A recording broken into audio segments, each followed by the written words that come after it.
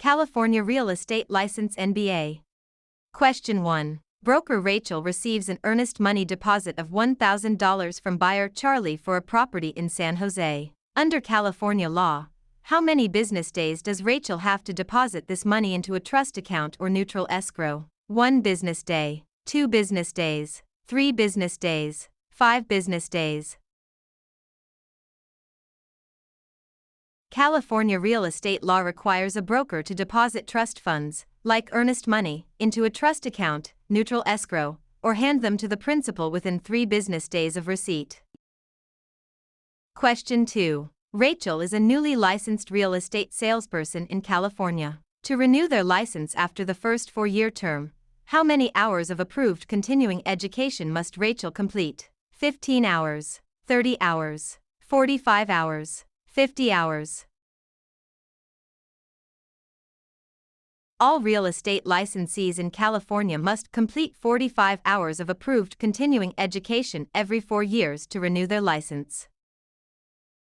Question 3. Agent Rachel represents the seller, Charlie. When must Rachel provide the agency disclosure form to Charlie? Before entering into the listing agreement, before showing the property to any buyers, before closing escrow, within days of signing the contract.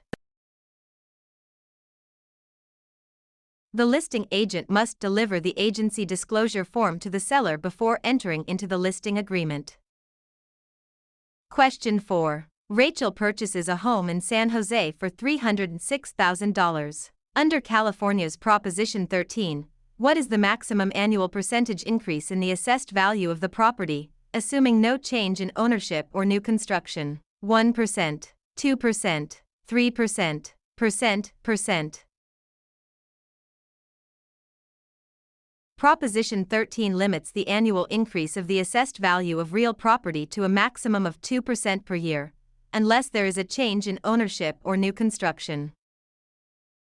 Question 5. Broker Rachel hires an unlicensed assistant, Charlie. Which of the following tasks can Charlie legally perform? Show a vacant property to a prospective buyer. Answer questions regarding the terms of a residential lease. Type up and file real estate documents and coordinate days, appointments. Negotiate the price with a buyer's agent.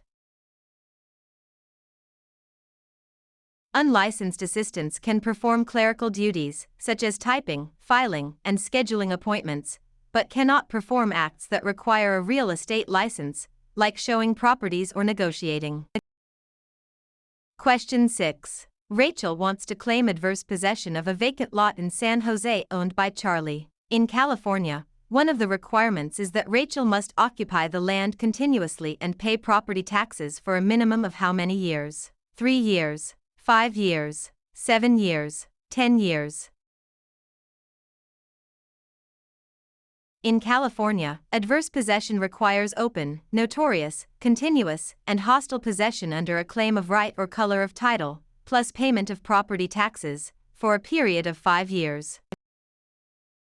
Question 7. Contractor Rachel completes a remodeling job on Charlie's home in San Jose but is not paid the $1,000 owed. If Rachel wishes to file a mechanic's lien, they must have served a preliminary notice within how many days of starting work? 10 days, 15 days, 20 days, 30 days. A preliminary notice must be given within 20 days of first furnishing labor, materials, or equipment to preserve the right to file a mechanic's lien in California. Question 8. Broker Rachel takes an exclusive right to sell listing from Charlie for a property in San Jose. The property sells for $306,000. Rachel retains all records of this transaction. Under the California Business and Professions Code, how long must Rachel keep these records? 1 year, 3 years, 5 years, 7 years. Real estate brokers must retain all records regarding real estate transactions for a period of 3 years from the date of the closing or the date of the listing if the transaction is not consummated. Question 9. Which type of deed is most commonly used in San Jose, California to transfer title to real property, which includes 2 implied warranties from grantor Rachel? Quitclaim deed, warranty deed, grant deed, trust deed. The grant deed is the most common instrument used to transfer title in California. It carries two implied warranties that the grantor has not already conveyed title to another, and that the estate is free from undisclosed encumbrances made by the grantor.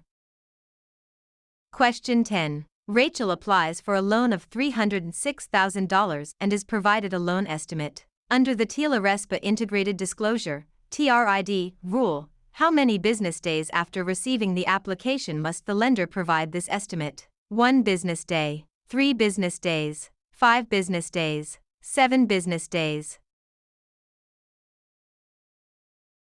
Under TRID, a lender must provide the loan estimate to the borrower within 3 business days of receiving the loan application.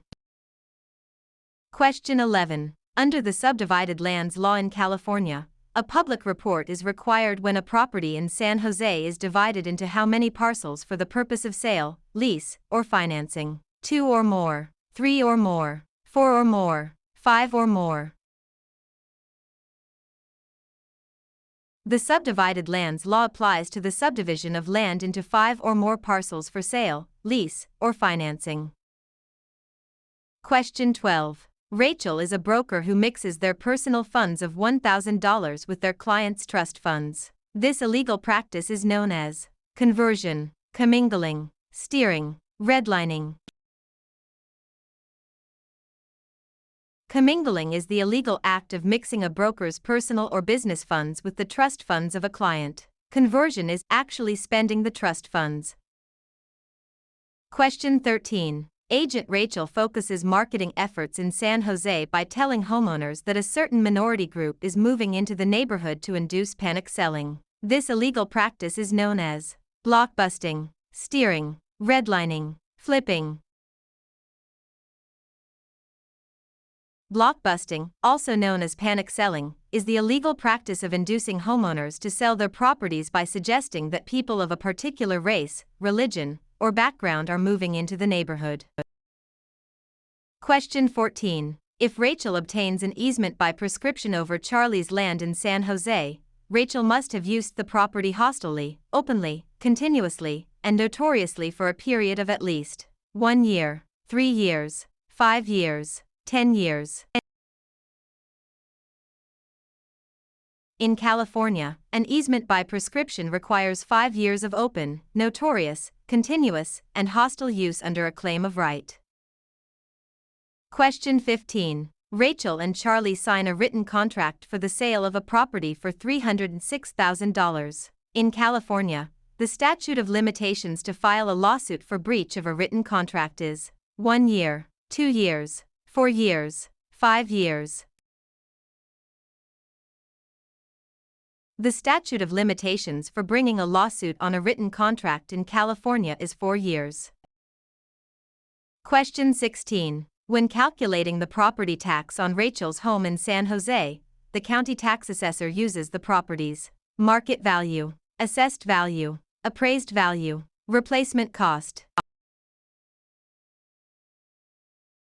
Property taxes are based on the assessed value of the property, not the current market value or appraised value.